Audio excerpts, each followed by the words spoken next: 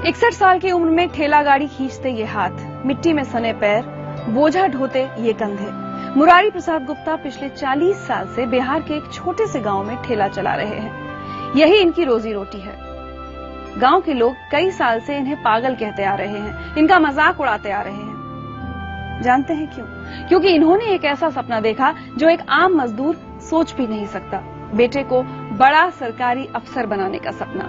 शायद इन्हें देखकर इनके सपने पर कोई भी हंसेगा, आप भी।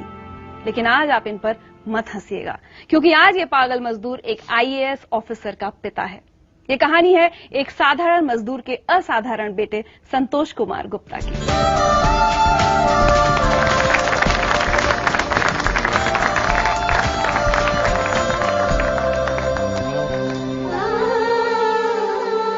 संतोष, हमारे देश में एक ठेला चलाने वाले का बेटा आईएएस बनने का सपना देखे, सुनकर हैरानी तो होती है। हैरानी होती है, लेकिन सबसे बड़ा चीज होता है दृढ़ संकल्प, विल पावर। और आईएएस तो बहुत छोटी चीज है, अगर आदमी के पास विल पावर हो तो बहुत कुछ प्राप्त कर सकता है।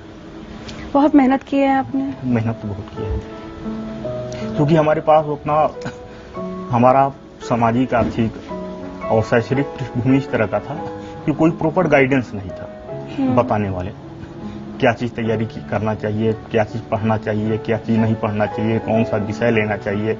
नहीं हमारे पास ट्यूशन कोचिंग मौजूद थे कि हम बाहर में, नहीं हमारे परिवार में कोई पढ़ा हुआ था। हम अपने परिवार के बड़े लड़के, तो हम भटकते भटकते अपना रास्ता हमने स्वयं तलाशा, हमने स्वाध्याय किया। संघर्ष में ही हम सौंदर्य को भी देखे, संघर्ष में हमने सफलता को भी देखा, और लग रहा था अंदर से पूरी तरह विश्वास था कि हमें सफलता निश्चित मिलेगी, और मिल भी गया। अपने माता पिता को कितना श्रेय देते हैं आप अपने इस सफलता के लिए? इस सृष्टि में आने में ही माता पिता का पूरा श्रेय है और रही बात सफलता में, तो सफलता का पूरा सहयोग माता पिता का है। उनका सहयोग से ज्यादा उनका आशीर्वाद है, और ईश्वर का भी आशीर्वाद है। आपसे कोई मिलने आया है?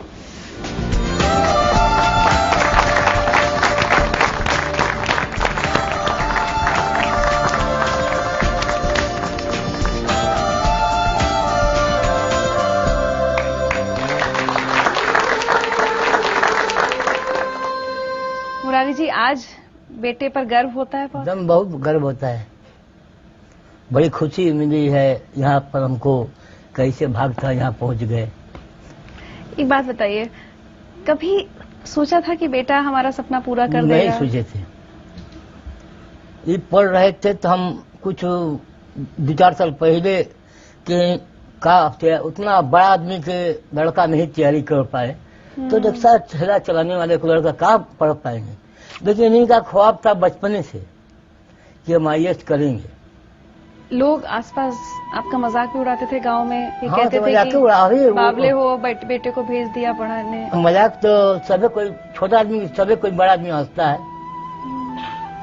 अब तो अब आदमी कहता कि तुम्हारा लड़का आईएएस हो गया, कि कोई काम छोड़ दो मजदूरी वाला। हम कब कैसे छोड़ेंगे सर, बताइए कि हमको पैसा रहेंगे तब हम क्या खाएंगे, क्या पिएंगे। अभी तो तनख्वाह तो नहीं मिल रहा है, हम छोड़ दें। अभी परिवार को लेकर चलना है, इन्हीं को खर्चा देना पड़ता है। आपको ऐसा नहीं लगता कि अब मेरा बेटा इतनी बड़ी सरकारी नौकरी में चला गया है? एकदम ठीक है, अभी लगता है, लेकिन लगता है विश्वास। कुछ दिन पहले बोला थे कि हमारा आईएएस निकाल, तो वो हमको विश्वास नहीं होता था। आपको विश्वास नहीं हुआ? नहीं होता था। हम भी ऐसे लोग कहते हैं कि तुम्हारा लड़का कलेक्टर बन गया, कलेक्टर बन गया। अभी लोग कहते हैं कलेक्टर बन गया, तो काम हम भी कलेक्टर क्या होता है हम तो जन्म में नहीं करते हैं।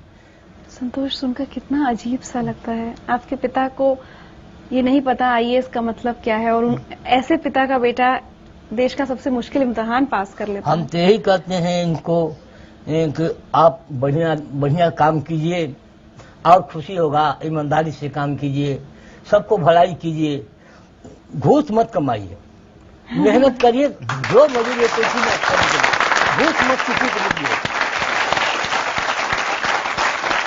संतोष, हमने सुना आप अपने बाल रस्सी से बांध लेते थे? हाँ, रस्सी से। बचपन में पढ़ रहे थे ना, हम लोग हिंदू में चुन्नी रखते थे।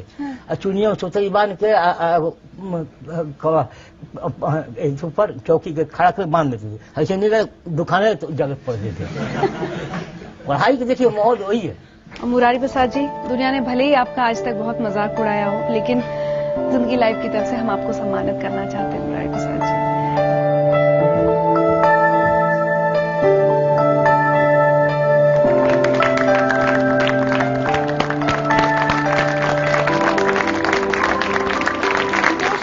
जिंदगी लाइफ की तरफ से आपके लिए ये तोहफा